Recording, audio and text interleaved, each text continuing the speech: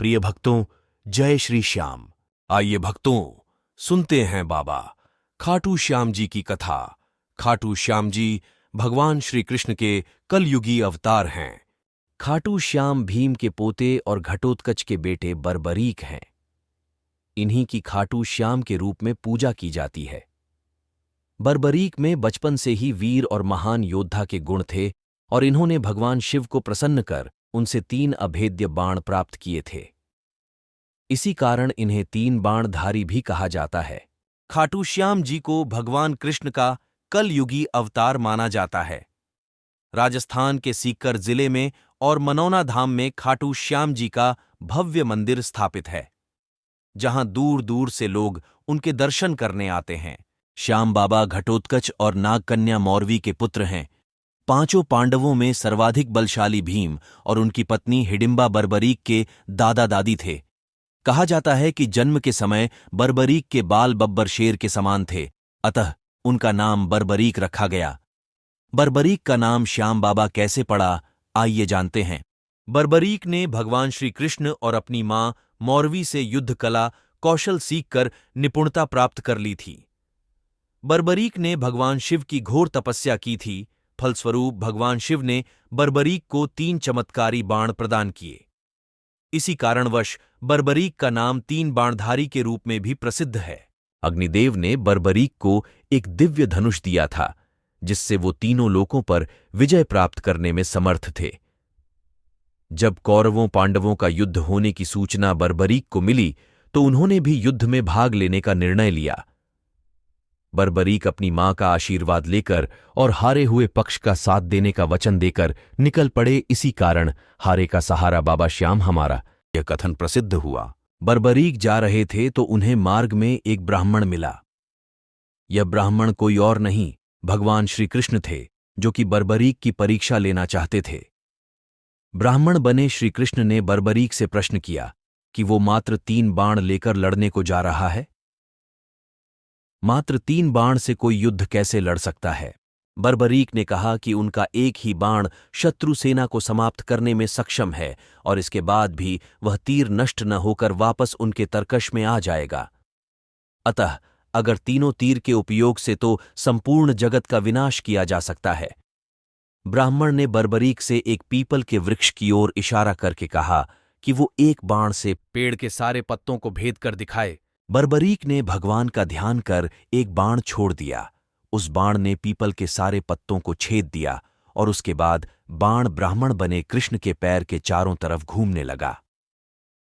असल में कृष्ण ने एक पत्ता अपने पैर के नीचे छिपा दिया था।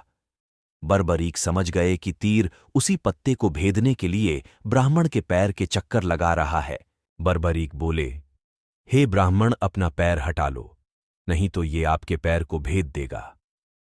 श्री कृष्ण बर्बरीक के पराक्रम से प्रसन्न हुए। उन्होंने पूछा कि बर्बरीक किस पक्ष की तरफ से युद्ध करेंगे।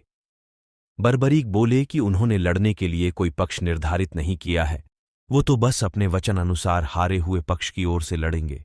श्री कृष्ण ये सुनकर विचारमग्न हो गए, क्योंकि बर्बरीक के इस वचन के बारे में कौरव जानते थे। कौरवों ने योजना बनाई थी कि युद्ध के पहले दिन वो कम सेना के साथ युद्ध करेंगे। इससे कौरव युद्ध में हारने लगेंगे, जिसके कारण बर्बरीक कौरवों की तरफ से लड़ने जाएंगे। अगर बर्बरीक कौरवों की तरफ से लड़ेंगे तो उनके चमत्कारी बाण पांडवों का नाश कर देंगे। कौरवों की योजना विफल करने के लिए ब्राह्मण बने कृष्ण ने बर्बरीक से एक दान देने का वचन मांगा। बर्बरीक ने दान देने का वचन दे दिया। अब ब्राह्मण ने बर्बरीक से कहा कि उसे दान में बर्बरीक का सिर चाहिए। इस अनोखे दान की मांग सुनकर बर्बरीक आश्चर्यचकित हुए और समझ गए कि यह ब्राह्मण कोई सामान्य व्यक्ति नहीं है। बर्बरीक ने प्रार्थना की कि वो दिए गए वचन अनुसार अपने शीश का दान अवश्य करेंगे, लेकिन पहले ब्राह्मण देव अपने वास्तविक रूप में प्रकट हों। भगवान कृष्ण अपने असली रूप में प्रकट हुए। बर्बरीक बोले कि हे देव, मैं अपना शीश देने के लिए वचनबद्ध हूं, लेकिन मेरी अपनी आंखों से युद्ध देखने की इच्छा है। श्री कृष्ण ने बर्बरीक की वचनबद्धता से प्रसन्न होकर उसकी इच्छा पूरी करने का आशीर्वाद दिया। बर्बरीक ने अपना शीश काटकर कृष्ण को दे दिया। श्री कृष्ण ने बर्बरीक के सिर को महादेवियों के द्वारा अमृत से सींचकर युद्ध भूमि के पास एक पहाड़ी पर स्थित कर दिया, जहां से बर्बरीक युद्ध का दृश्य देख सकें। इसके पश्चात कृष्ण ने बर्बरीक के धड़ का शास्त्रोक्त विधि से अंतिम संस्कार कर दिया। महाभारत का महान युद्ध समाप्त हुआ और पांडव विजयी हुए। विजय के बाद पांडवों में यह बहस होने लगी कि इस विजय का श्रेय किस योद्धा को जाता है। श्री कृष्ण ने कहा, चूंकि बर्बरीक इस युद्ध के साक्षी रहे हैं, अतः इस प्रश्न का उत्तर उन्हीं से जानना चाहिए। तब बर्बरीक ने कहा कि इस युद्ध की विजय का श्रेय एकमात्र श्री कृष्ण को जाता है, क्योंकि यह सब कुछ श्री कृष्ण की उत्कृष्ट युद्ध नीति के कारण ही संभव हुआ। विजय के पीछे सब कुछ श्री कृष्ण की ही माया थी। बर्बरीक के इस सत्य वचन से देवताओं ने बर्बरीक पर पुष्पों की वर्षा की और उनके गुणगान गाने लगे।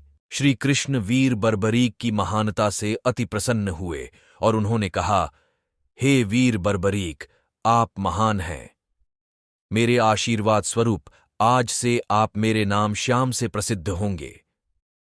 कलयुग में आप कृष्ण अवतार रूप में पूजे जाएंगे और अपने भक्तों के मनोरथ पूर्ण करेंगे। भगवान श्री कृष्ण का वचन सिद्ध हुआ और आज हम देखते भी हैं कि भगवान श्री खाटू श्याम बाबा जी अपने भक्तों पर निरंतर अपनी कृपा बनाए रखते हैं। बाबा श्याम अपने वचन अनुसार हारे का सहारा बनते हैं। इसीलिए जो सारी दुनिया से हारा सताया गया होता है, वो भी अगर सच्चे मन से बाबा श्याम का नाम ले और स्मरण करे तो उसका कल्याण अवश्य होता है। श्री खाटू श्याम बाबा की महिमा अपरंपार है। बाबा श्याम इसी प्रकार अपने भक्तों पर कृपा बनाए रखें। तो सभी मिलकर बोलिए, हारे का सहारा बाबा श्याम हमारा। जय श्री श्याम।